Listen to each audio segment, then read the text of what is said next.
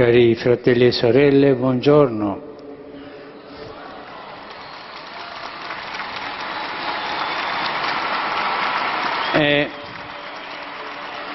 Anche complimenti, perché voi siete coraggiosi con questo freddo in piazza, ma complimenti tanti,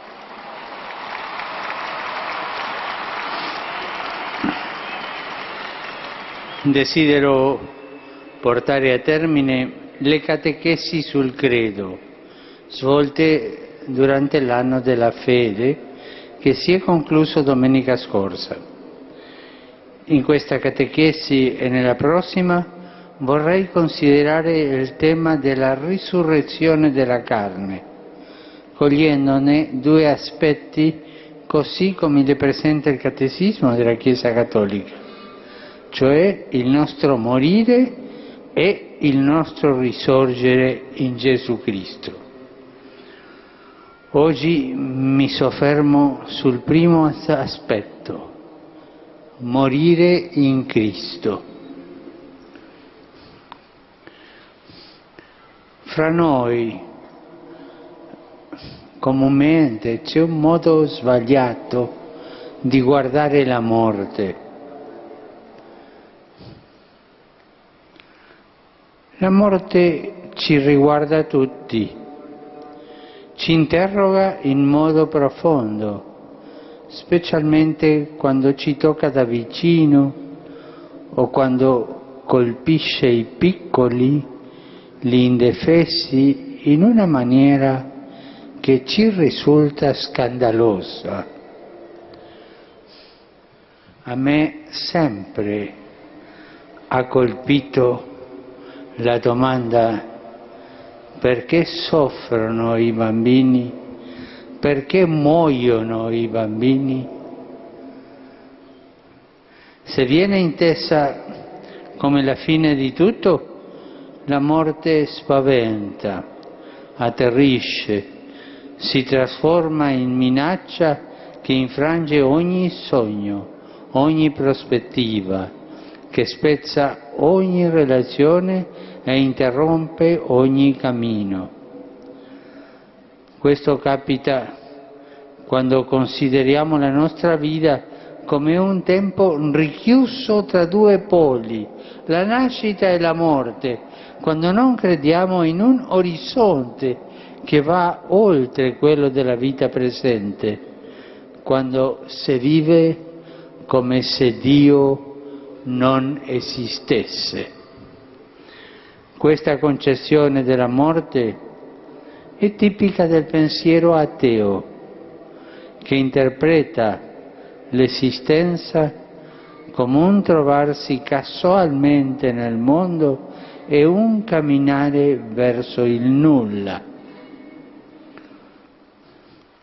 Ma esiste anche un ateismo pratico, che è un vivere solo per i propri interessi, vivere solo per le cose terrene. Se ci lasciamo prendere da questa visione sbagliata della morte, non abbiamo un'altra scelta che quella di occultare la morte, di negarla o di banalizzarla, perché non ci faccia paura. Ma a questa falsa soluzione si ribella il cuore dell'uomo, il desiderio che tutti noi abbiamo dell'infinito, la nostalgia che tutti noi abbiamo dell'eterno. E allora, qual è il senso cristiano della morte? Se guardiamo ai momenti più dolorosi della nostra vita, quando abbiamo perso una persona cara, i genitori, un fratello, una sorella, un coniuge, un figlio, un amico, ci accorgiamo che anche nel dramma della perdita, anche lacerati dal distacco, sale dal cuore la convinzione che non può essere tutto finito, che il bene dato e ricevuto non è stato inutile. C'è un istinto potente dentro di noi che ci dice che la nostra vita non finisce con la morte. E questo è vero, la nostra vita non finisce con la morte. Questa sete di vita ha trovato la sua risposta reale e affidabile nella resurrezione di Gesù Cristo. La resurrezione di Gesù non dà soltanto la certezza della vita oltre la morte, ma illumina anche il mistero stesso della morte di ciascuno di noi. Se viviamo uniti a Gesù, fedeli a Lui, saremo capaci di affrontare con speranza e serenità anche il passaggio della morte. La Chiesa infatti prega: se ci rattrista la certezza di dover morire, ci consola la promessa dell'immortalità futura. È una bella preghiera della Chiesa questa. Una persona tende a morire come è vissuta. Se la mia vita è stata un cammino col Signore, un cammino di fiducia nella Sua immensa misericordia, sarò preparato ad accettare il momento ultimo della mia esistenza terrena come il definitivo abbandono, confidente nelle Sue mani accoglienti, in attesa di contemplare faccia a faccia il Suo volto. E questo è il più bello che può accaderci, contemplare faccia a faccia quel volto meraviglioso del Signore, ma vederlo come Lui è, bello, pieno di luce, pieno di amore, pieno di tenerezza. Noi andiamo fino a questo punto, trovare il Signore. E in questo orizzonte si comprende l'invito di Gesù ad essere sempre pronti, vigilanti, sapendo che la vita in questo mondo ci è data anche per preparare l'altra vita, quella con il Padre Celeste. E per questo c'è una via sicura: prepararsi bene alla morte stando vicino a Gesù. Quella è la sicurezza. Io mi preparo alla morte stando vicino a Gesù.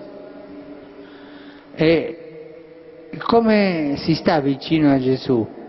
Con la preghiera, nei sacramenti e anche nella pratica della carità. Ricordiamo che Lui è presente nei più deboli e bisognosi. Lui stesso si è identificato con loro nella famosa parabola del giudizio finale, quando dice: ho avuto fame e mi avete dato da mangiare, ho avuto sete e mi avete dato da bere, ero straniero e mi avete accolto, nudo e mi avete vestito, malato e mi avete visitato, ero in carcere e siete venuti a trovarmi. Tutto quello che avete fatto a uno solo di questi miei fratelli più piccoli, l'avete fatto a me. Pertanto una via sicura è recuperare il senso della carità cristiana e della condivisione fraterna, prenderci cura delle piaghe corporali e spirituali del nostro prossimo. La solidarietà nel compatire il dolore e infondere speranza è premessa e condizione per ricevere in eredità quel regno preparato per noi. Chi pratica la misericordia non teme la morte. Pensate bene a questo, Chi pratica la misericordia non teme la morte. Siete d'accordo? Lo diciamo insieme per non dimenticarlo: chi pratica la misericordia non teme la morte. Un'altra volta: chi pratica la misericordia non teme la morte. E perché non teme la morte? Perché la guarda in faccia nelle ferite dei fratelli e la supera con l'amore di Gesù Cristo. Se apriremo la porta della nostra vita e del nostro cuore ai fratelli più piccoli, allora anche la nostra morte diventerà una porta che ci introdurrà al cielo, alla patria beata, verso cui siamo diretti, anelando di dimorare per sempre col nostro Padre Dio, con Gesù, con la Madonna e con i santi.